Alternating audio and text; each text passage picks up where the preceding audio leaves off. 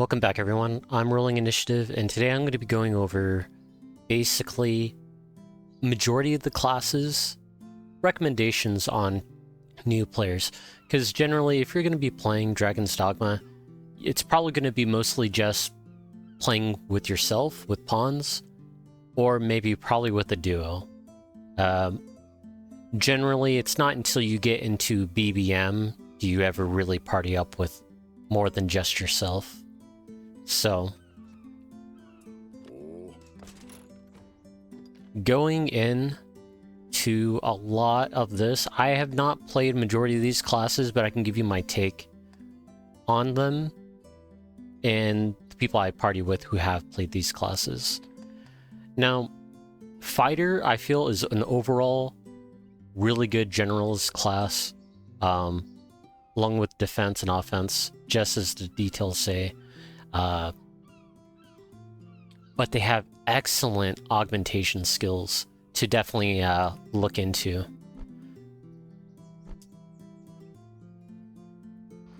Now,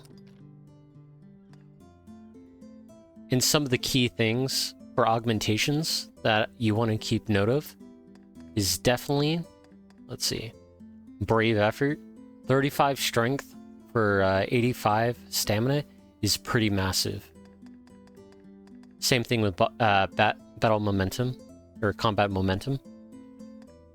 Together, 70 strength is a lot of strength, and that kind of helps allow you to break that damage cap.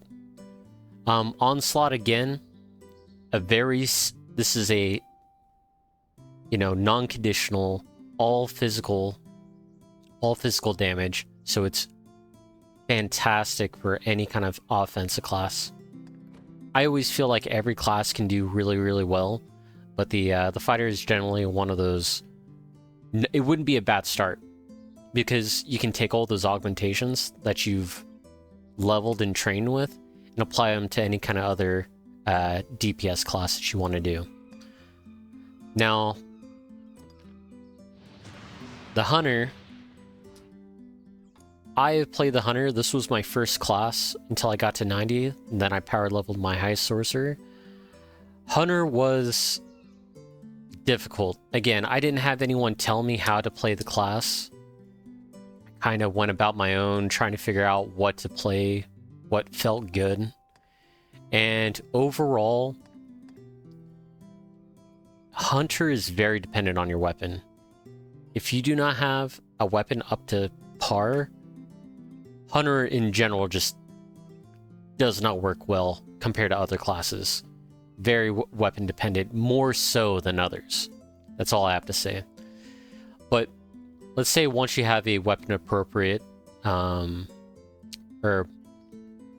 level appropriate weapon, Storm Arrow, fantastic ability. As long as you make all your shots, the final shot does crazy damage. Fantastic when something's down. It's just bread and butter for majority of Hunter's ability. The backwards retreat, amazing once you get it down. If you combined it with another ability from the Seeker, you can pretty much have a really large window of invulnerability, so you can dodge a lot of stuff. Definitely another bread and butter, because I also use it to reposition. Like, if I'm out of position, I don't move. I just backflip into a better position so that my arrows are within this damage window that you have to be for Hunter, which is another main reason why this class kind of hurts, is it's also all about positioning as well. Now, the Crimson Arrow, this is a really good ability. It just takes a long time to apply the buff. So using this along with the Storm Arrow is pretty good. But if you use it with something that eats a lot of arrows, like your Triad Shot will end up eating all of the ammo, and it's just not worth applying that Crimson Arrow. The Triad Shot is hands down your shotgun, and it can do some pretty good damage if you can rotate it really well and manage to get all criticals on all the shots. If you're able to do that, the triad shot can really rip into monsters. Do I recommend Hunter as a class for a new player or somebody to get into as their first job? I don't. If I wasn't playing with friends, I probably wouldn't have gone as far as I did. It definitely helped having friends to kind of push me along in the game. But the Hunter, for me, I wouldn't recommend as your first job. Definitely something to pick up later if you're bored and will kind of want to play around with something. But same thing, kind of like with the Hunter, the Priest. I played around with the Priest. The Priest is different. Definitely should play it as a person. Don't let a pawn play it because they just don't use the right abilities and combinations, perfectly how you should. But the Priest is really interesting because, well, first, you're a healer, so you're going to be healing. But the thing is don't expect much damage to come from it. There is one ability that can do damage, and that is going to be your Holy Glare. So, the Holy Glare does do some damage, but again, I think that one, and I've heard people do the Soul Explosion, where you just kind of kamikaze. So, besides that, it's kind of rare. Most of the time, you just want to be healing and casting buffs. And with a mixture of Solid Riser and then just using your healing aura, you can heal everyone and then also give them Solid Riser, which is fantastic. They don't get knocked down as much. But it also makes you into an aggro magnet, and so monsters will come running after you. Because you have Solid Riser, you're not going to get knocked around too much. But if you get a few abilities, let's see. Yes, Hard Body, take 30% reduced damage while charging. This comes from Warrior. And then Courageous Cast, which comes from Wizard. Another 30% damage reduction if you're casting spells. So just with these two, if you're chanting spells, you essentially have 60% damage reduction, which is phenomenal. Priest gets so much damage reduction. It is ridiculous. On top of that, you can throw on your Divine Protection, which is additional 15% damage reduction.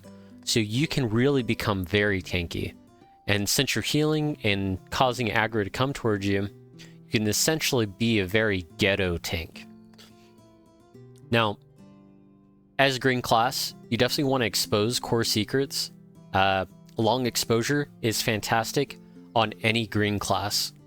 Definitely recommend long exposure, which I believe long exposure should be on Priest. Yes. So, and again, I went with slashing, an additional 25%. You can really make them tanky, and I fitted out my Priest to kind of generate hate whenever I am healing, so I can become that magnet. So, long story short, Priest, don't expect to be doing damage. Definitely one of those classes where, as a solo class, you probably don't want to be playing it, but if you want to, go for it. But, just a, hint of reality. You're just not going to be doing damage, so your pawns are going to be doing all the damage. So just expect that. It's the same thing with Shield Sage. Now, Shield Sage is the first blue class that we actually get into. There's only two blue classes in the game.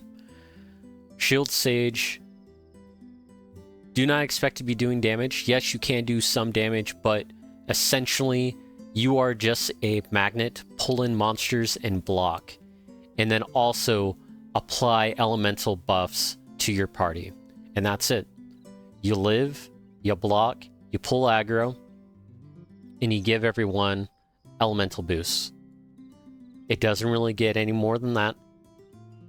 You can apply debuffs pretty well. So you can't do that. Definitely when monsters are down. You have your little light glowy stick, your Statue of Liberty, you know, death glow.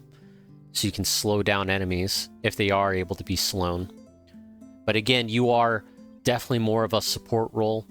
You take it as a very significant support role, because elemental boost is a lot of damage. So nothing wrong with playing it, but definitely have that in mind. As a first-time occupation, a vocation to play, I probably don't recommend it. I recommend to play any kind of red class. You know, people... one of my good friends got into Shield Sage and just wasn't having a great time. Whenever he had to go and complete missions by himself, he just wasn't having a good time. So, very dependent on your pawns. So if you don't choose proper pawns, which this class, Shield Sage, is definitely not one of those pawn favorites. Definitely recommend an Alchemist for that slot if you're going to have him as a pawn. Seeker. I have yet to play too much of Seeker, but again, fantastic class. I played with Seekers. They have a lot of fun. You are a whirling dervish. You are flying everywhere. You are slicing, dicing. You're flying in the air. You're bouncing around. Definitely a class to look into. And since this is a class that I kind of want to... I kind of want to focus more on the red classes that you would want to play as a single player coming into this game.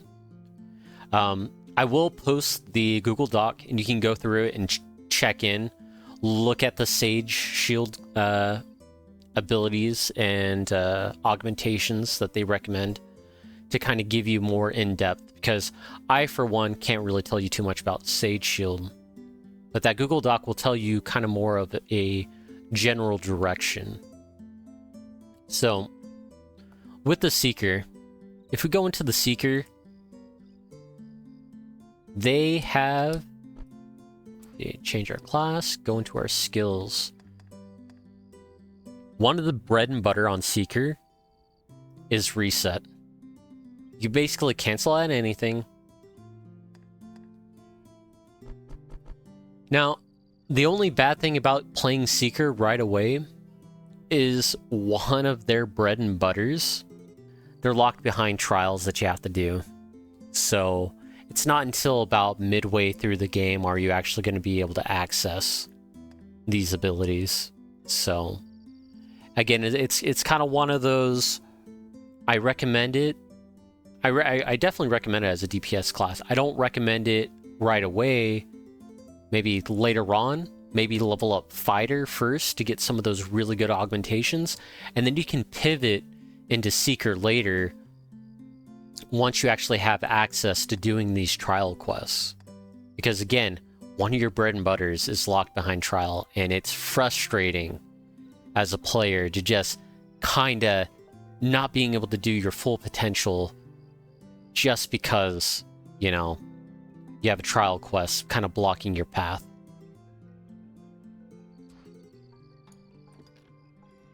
Again, Seeker has really good augmentations for other classes too. Because... where is Hammerfall? Yes. Not Hammerfall. Skyhammer. 20% aerial damage. So not just Seeker. This applies to a lot of different classes. Seeker has a lot of really... well, I would say Hammerfall. And, you know, there's a few other skills as well. But, anyways...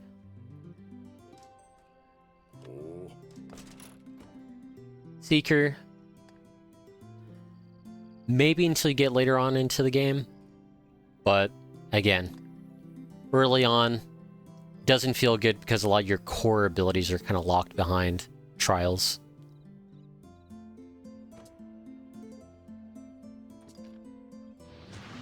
Now, Sorcerer, I have played a bit of Sorcerer. The only issue with Sorcerer is the fact it's just not really my playstyle. You are stuck in place. You can change targets on your spell casting, but really you're just finding a good position and then you're just twirling your joystick around in circles. If an enemy gets up near you, you know, you have a move back skill, which if you have a augmentation continuous chant, it doesn't break your spells, so you can jump backwards and keep casting your spell as you're spinning your stick around. And they do damage. Sorcerers definitely hit above their weight class, I will say that. Out of any other class, Sorcerer definitely can hit above its weight. You know, you could be about 10 levels higher and still punch something pretty damn hard and still feel pretty chunky. So definitely, like all classes, definitely weapon dependent, but it is one of those, you know,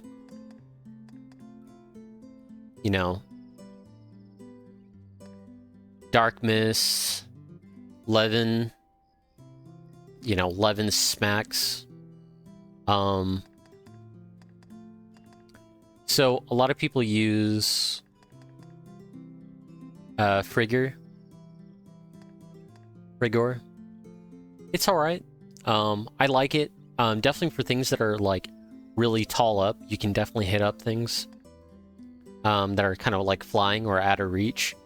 If you're in a dungeon in very small spaces, which I tend to run dungeons a lot, was it Giselle? Giselle is pretty solid. It's a multiple hit strike, and it kind of shoots down a corridor. So if you position yourself just right, you can just annihilate everything in the dungeon that's down the corridor. It also hits like a truck, but it takes a really long time to actually shoot. So I also notice a lot of the core abilities aren't really locked behind any of the trials. This Icicle Pierce, it's basically a rapid machine gun. My friend has a lot of fun with it. But for you to actually enjoy Sorcerer, I think you can enjoy it right away. The only issue is some of the things like continuous chant is kind of like locked behind levels. So starting it off at level 1, it's going to feel pretty clunky.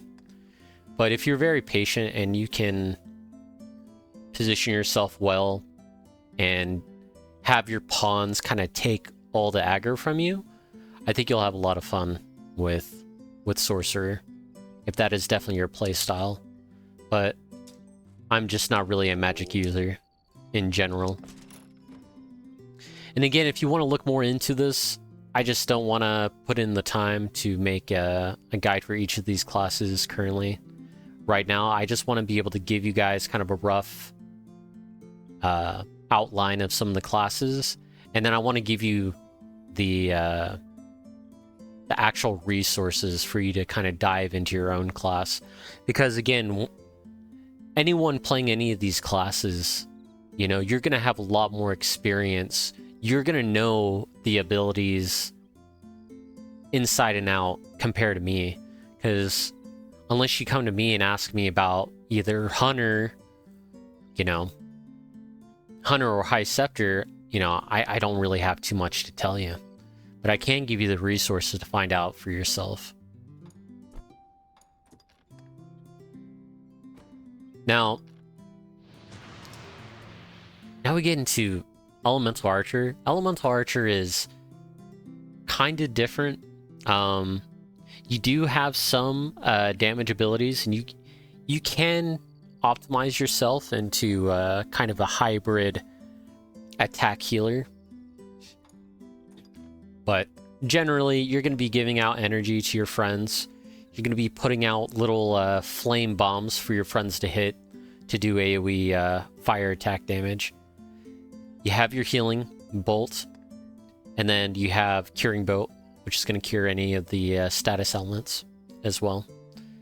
So, another very straightforward class to play. Again, you could do a bit of damage. I've seen some elemental archers actually do some damage, but that isn't until way late game when you have BBM gear and all this other stuff. So if you're playing elemental archer right away, just expect that you're just going to keep everyone kind of topped up on health, and along with, you know, making sure they have the energy to actually fight. I think more or less with most green classes, keeping everyone's energy levels topped up is probably the most important thing, because people can use potions to get back their max HP, while unless they have maximum healing limit, you know, you're only going to be able to top them up a certain amount. So again, one of those classes out of the starter too, and you really want to play a healing class with your friends, you know, the elemental archer, you know, the element archer is going to be probably your best pick. But, you know, if you ask me, if I was going to play with just friends, I personally would have probably leaned towards more the priest, just because I enjoy some of the priest buffs, and I know some of my warrior friends really enjoy me giving them basically infinite poise with some of the buffs, never being knocked down. Now, coming to one of the last melee classes before we get to High Sorcerer, we have Warrior, which hands down has one of my duos played Warrior throughout the whole entire game. You have some of the highest hitting, basically, as Sorcerer is for magic, Warrior is for physical attack. Your hits are going to be big and meaty, and you also have the highest blow out of any other physical. Just like Sorcerer also has knockdown power, the highest out of all the magic. The same with Warrior, has the highest knockdown compared to everyone else. Obviously, you kind of want to go for a general, you know, onslaught, some of the fighter abilities, just to have, you know, that really solid physical damage core. But generally, from what I've ever seen my friend play, the Whirlwind is definitely kind of a meat and potatoes when monsters get down, along with the Savage Lunge. Loves running through dungeons, just knocking away a lot of the trash mobs with this. So, as far as Warrior is one of those, I recommend it as a class to play. But he played it right away, and during the first season, you have a little bit of an issue with your job class. Now, I say that because your master isn't until about a little more than halfway through. Well, I'd say about, you don't get to your job master until about 70% of season 1. So you're kind of locked into level 5 abilities for a really long time. And again,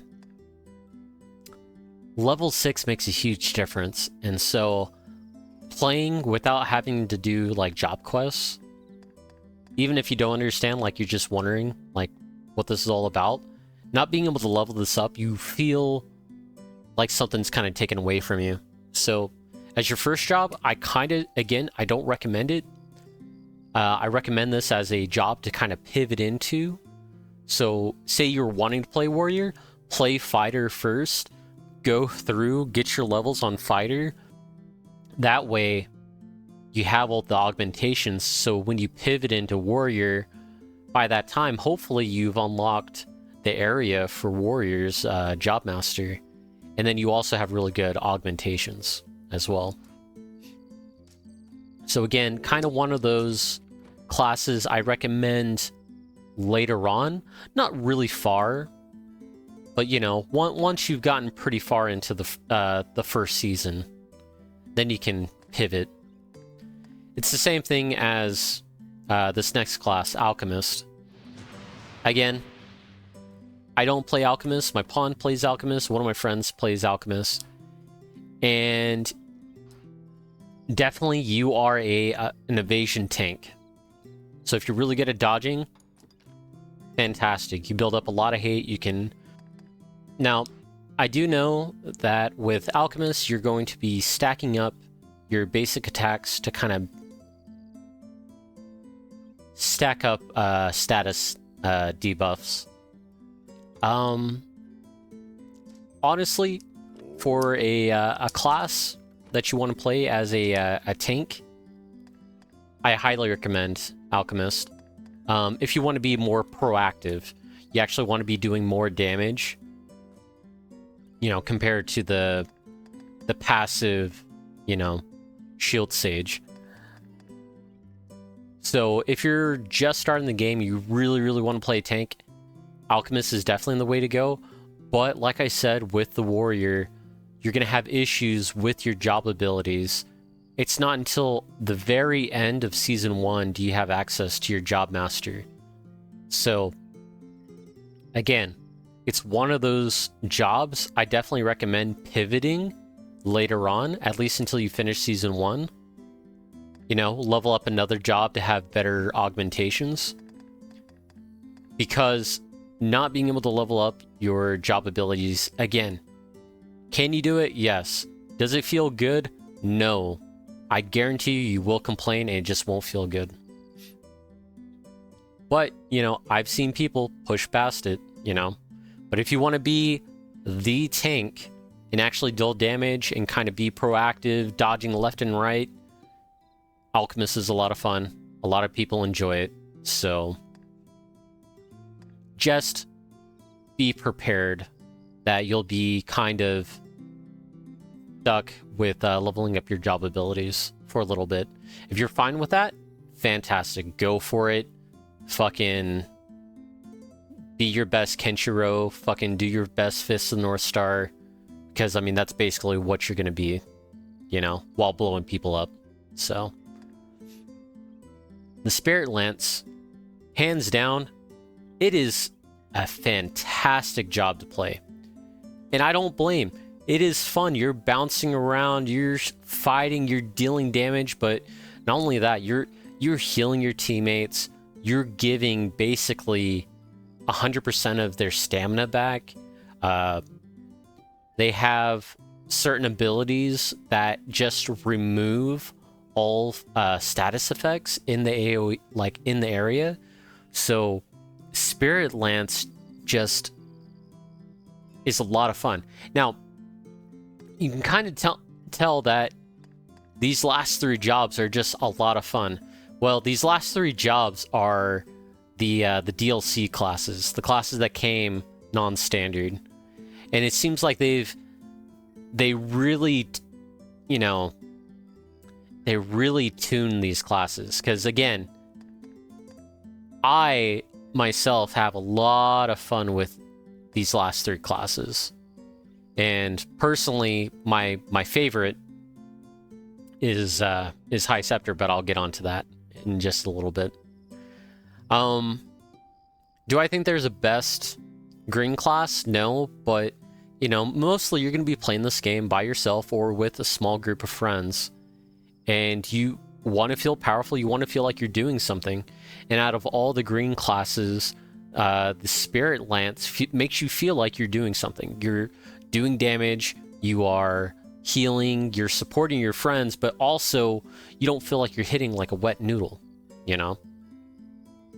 So, again, like Warrior, like Alchemist, the same thing with Spirit Lancer.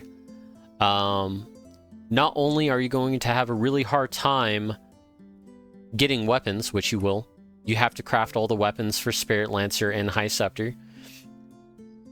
But you also don't have access to your Job Master.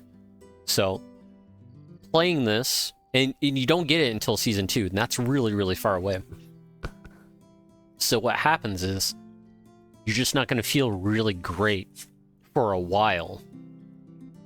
So, again, you'll hear me say this a lot. This is kind of a job that you would want to pivot later on as you level up other things, and then you finally get into Season 2. There are people who just say fuck it and just go Spirit Lancer. More power to them. But again, save yourself some heartache. Play class that you're going to have to level up anyways at some point in time. And kind of get some of those augmentations out of the way. And then pivot into this class later on. Now, getting into High Scepter.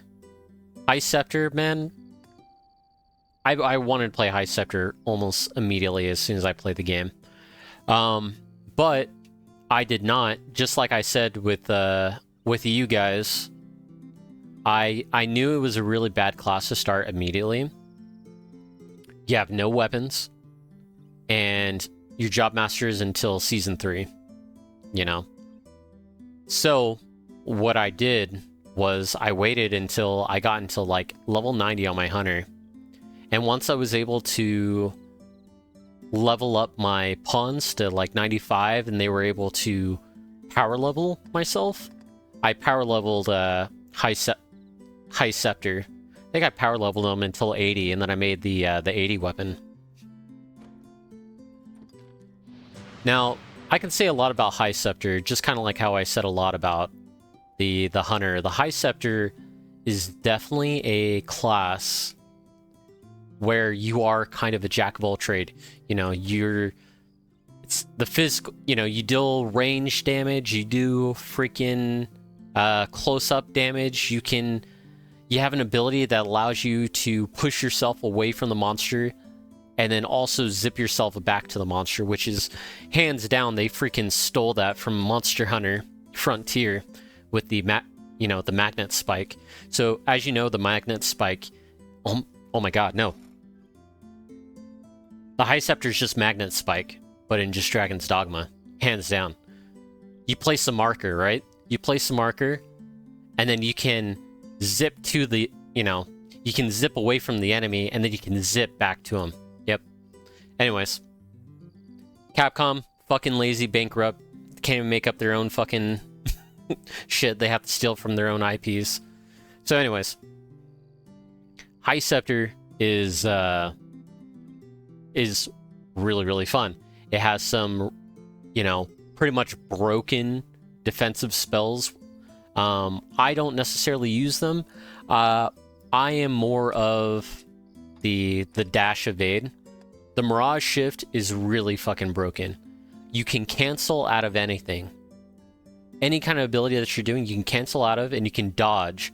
The invulnerable window on it is massive. You should never really be getting hit as long as you have Mirage Shift up. I do have Wall Barrier right now, mostly because lately I have been playing Darkness on my High Scepter, and I've been doing the backflash thing, which is hands down one of my favorite weapons or abilities in the game, because I love climbing monsters. And if you use the wall barrier while you climb a monster, if they use a yellow ability to shake, it actually cancels it and keeps you on the monster. You don't have to brace or anything. So that's the only reason why I have this wall barrier. But my bread and butter is definitely the black flash thing. It applies debuffs like a motherfucker. It really does. You will see him just stack up the debuffs like crazy. You will see the debuffs just fill up like a glass of water being filled. Let's see. On my other palette, again, I have... This is me kind of clearing up trash mobs. I still definitely have these two as my bread and butter. Mirage Shift should never leave any of your palettes. But Slice is fantastic for dealing with multiple enemies. You can hit as many as there are on the screen. This also does really well for wartime enemies once you get to Season 3. because they have a lot of hit points, and you just do some crazy damage with Dim Slice. Some areas that you farm up, it just slaps. So believe in the Dim Slice, it's fantastic. The Terror Blast. Now, Terror Blast is kind of one of those, if you have a monster that really moves around a lot and you just can't really fucking hit it, Terror Blast sticks to them and it just applies damage like crazy. And then you just spam it, with the button just to just get additional hits on. But it applies knockdown really well. So if you're trying to really knock down an enemy, Terror Blast is your bread and butter. It will knock down an enemy so quick, a lot quicker than some of the other abilities. This is definitely High Scepter's go-to knockdown ability. So, and just exhaust too. It's just wild. Definitely have to use it. So again, High Scepter, a lot of fun. A lot of people play it. Don't let people tell you what to play and what not to play, you know? A lot of people in Discords, you know, they see High Scepter people and they're just like, another High Scepter. Honestly, who cares? This is kind of a single player game, sometimes multiplayer, you know? You might have to play like with some other people, but honestly, nobody really cares. And as long as you're having fun, you know, go with it. I went with High Scepter, and I went from not really having a lot of fun with Hunter to, oh my god, I'm actually really enjoying this game now. So, don't let anyone kind of deter you on what you want to play. You know? If you find a way that you like to play and a class or a vocation really kind of sings to that, hell man, stick with that. Some last tidbits I would like to say. If you are not playing on a red class, you are playing on a green or a blue class, I highly recommend you making sure that you have Sorcerer pawns. Even more so, if you are playing definitely early game, if you are playing a blue class, say Alchemist or the Shield Sage, and just have the Sorcerers. If you want two of them, make two Sorcerers, because you're going to need them. They are going to be hitting that monster. So you'll do all the tanking, you'll do all the aggro control, and then your pawns are going to smash them to pieces with a Sorcerer. As far as damage goes with pawns, High Scepter and Sorcerer is definitely the way to go, but I say early game, Season 1, definitely just, you know, have two Sorcerers and then a, you know, and then probably an Elemental Archer for healing. So, and that's all. Because if you're,